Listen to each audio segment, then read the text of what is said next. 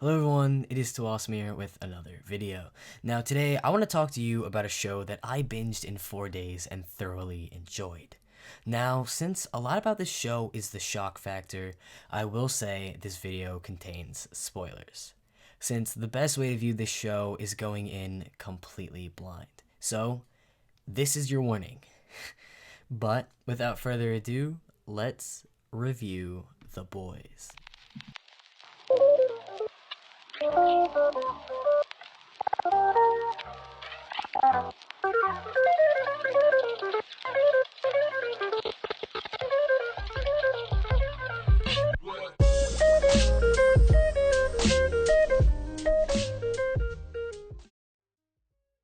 So first of all, I don't think this is a shocker to anyone, but this show is really good.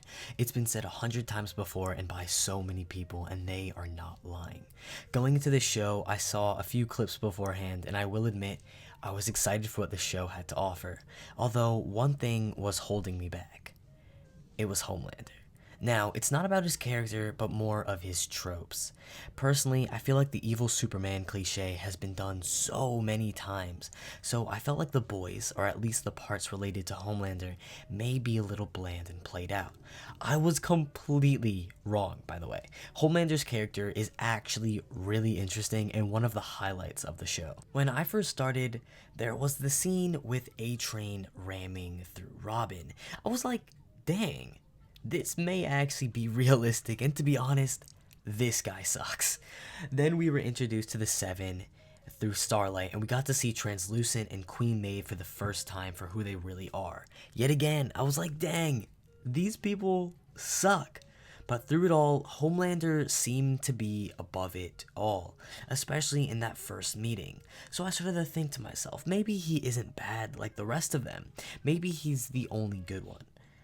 Then there was the scene with the Baltimore governor on the plane, and that was my first true wow moment of the show. Because at the beginning, we were introduced to all these shady characters, and I was building up hope that at least some weren't corrupt and just awful humans. And then we had the child happy with this Homelander autograph. On a plane back home, suddenly for it all to go awry because of one furious soup. And that's something that the show does really well. It keeps you invested by having you ask questions constantly and making sure you're on your toes because you never know when that next shocking moment is going to happen. I would constantly find myself waiting in ambition, tensed up and on the edge of my seat when certain scenarios would play out, because I was sure one of those moments would take a sharp turn and bring that shock factor I came to expect. And with this narrative and the suspense the show had built, it could easily throw me for a loop and divert that caution to lower my guard, and then hit me with another one of those moments, making it feel all the more crazy. And a lot of this has to do in part with the great pacing. Now I will admit, since I watched the whole show in the span of a couple of days, it's pretty hard for me to tell the difference between season 1 and 2, but I can confirm that the pacing did slow down a bit in season 2. But that isn't really a big deal, and compared to season 1, that's a little unfair, because season 1's pacing was amazing. Every single episode brought something new to the table and always kept you engaged and interesting. There was always something happening, if it was with the boys, or Starlight and her story with the Seven, or even Homelander's personal narrative. There was always something to keep you going and keep you interested and entertained. And I really have to give props to the show because there was never a slow beat, especially in season 1. And I know how hard that can be, but seriously, I have to point out just how good the pacing is. Now, shows can have amazing pacing and are overall great, but can still leave you with a sour feel for the product. Because what can make or break a show is the ending, and boy, do the boys deliver. The first season's ending was amazing. It made me ask so many questions and just got me so invested in the story.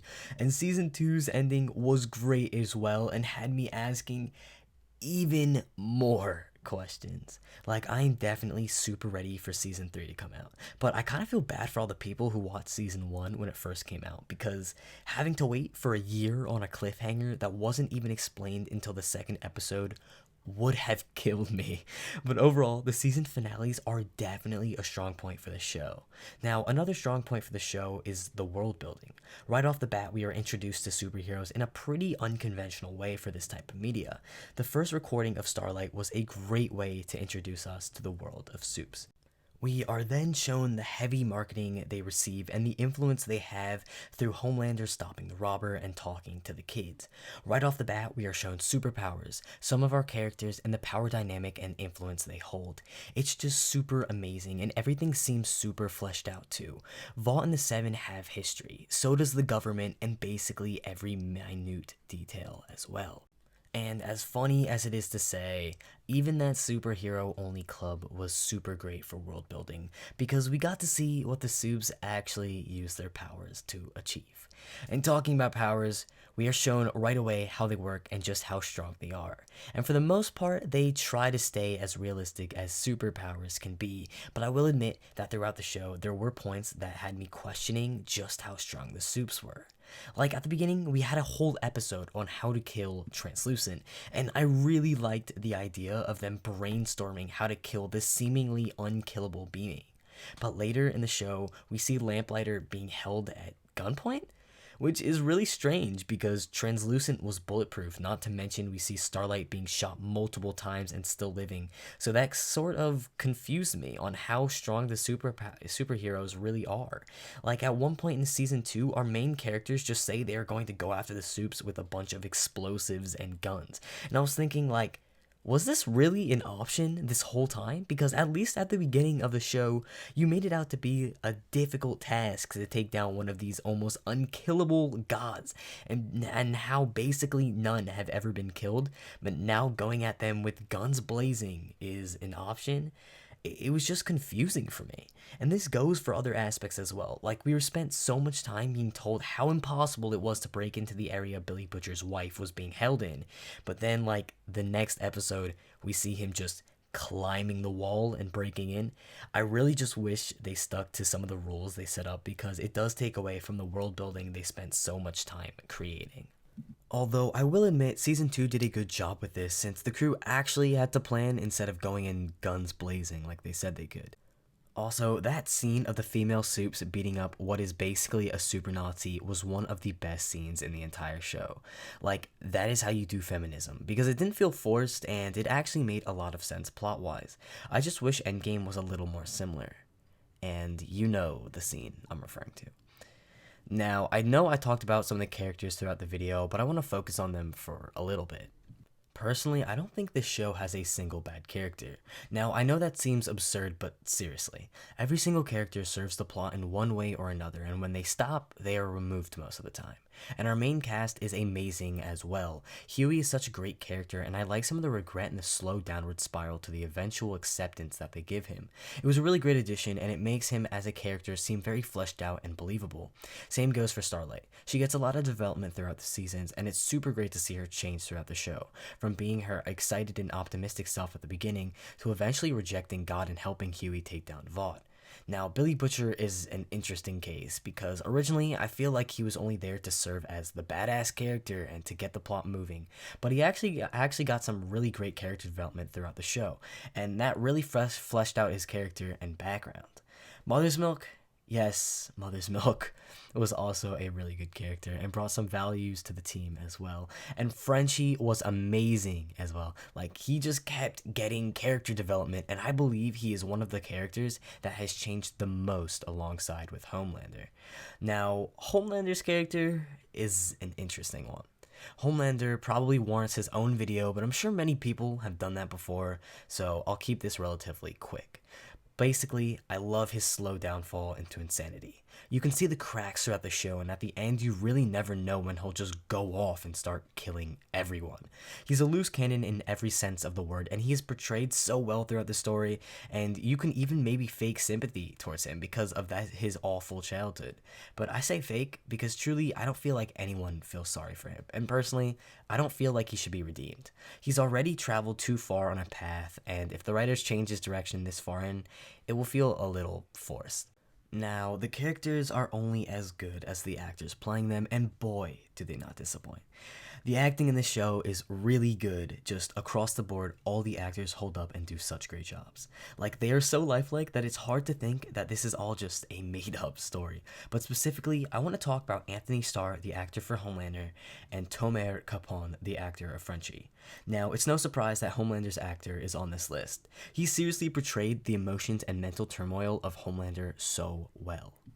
He played the part almost too well sometimes, and I'd have to remind myself that this was an actor on a scripted show because seriously, the way he portrays some of these emotions are absolutely amazing. And everything just said can go to Frenchie's actor as well. And I swear, he has to be one of the most underrated aspects of this show because I barely see anyone talking about him. His performance in this show is amazing, and his portrayal of his character really brings him to life. Now, I would be lying if I said there weren't things that I disliked about this show. Personally, I think the fights were pretty bad. They just looked really awkward, and it seemed like they were throwing around almost weightless punches. Like, I think the fights are at their best when they are really short or show the damage being done, especially when it's against other superheroes. Like, for example, a good fight between superheroes was when A-Train was tracking down the girl and smashing her head against the brick wall. Like, those attacks felt weighted and feel like they mean something. But a bad fight would probably be between Starlight and Black Noir, where the punches don't seem to mean much, and it's just a lot of random smashing rocks and weird punches to make the scene feel a little awkward. I don't know. Another thing I really didn't like was the green tint that would come over some of the scenes. Like, I really don't know why they did this because it made the characters look really dirty sometimes, and it was just like so noticeable. Like, they would pump the green tint so much in some scenes that it kind of looked dumb. Like, they would be at a bar with this like super green tint, and I'm like, why? It looks like you're in a war documentary or something. Now, I don't want to end this review on a negative, so I want to talk about a few more things that I did like. So first of all, I thought there were some really cute scenes between Huey and Starlight, and I was actually really enjoying their interactions. Also, this show can be pretty funny at times. Like, I don't know if it was more of the shock nervous type of laughs, but some of the scenes had little bits of comedic elements to them. Like, when A-Train ran through Robin, like, as gruesome as it was a little comedic. Same thing happened when they killed Translucent. Like, it was super gory, but it also carried a lot of comedic elements as well. And talking about gore, this isn't a surprise to you since you probably are watching this because you've seen the show, and if you're not, well, I warned you, but this show has a lot of gore. Not that I really have an issue with it, and for the most part I can tolerate it, but there were some scenes that made me turn away. Like, sometimes it just was a little too much in my opinion, but I'm sure that differs on the person. Overall, this show is really good, and I'm pretty sure you didn't need me to tell you that because, I mean, it's pretty universal. Like, this show excels at so much, and most of its drawbacks can easily be overlooked. Definitely a cool spin on a genre that we have seen so much on. Now, before I give you the final score, I want to draw some parallels to Captain America Civil War, because there are a lot of overlapping themes. In that movie, I was all for giving the superheroes the power to do what they needed to do to get the job done. But now after watching The Boys, I can successfully say that my mind has been changed. Maybe if superheroes were real, they should be monitored and deployed by the government. But I don't really know. But with that little bit out of the way, The Boys gets an 8 out of 10.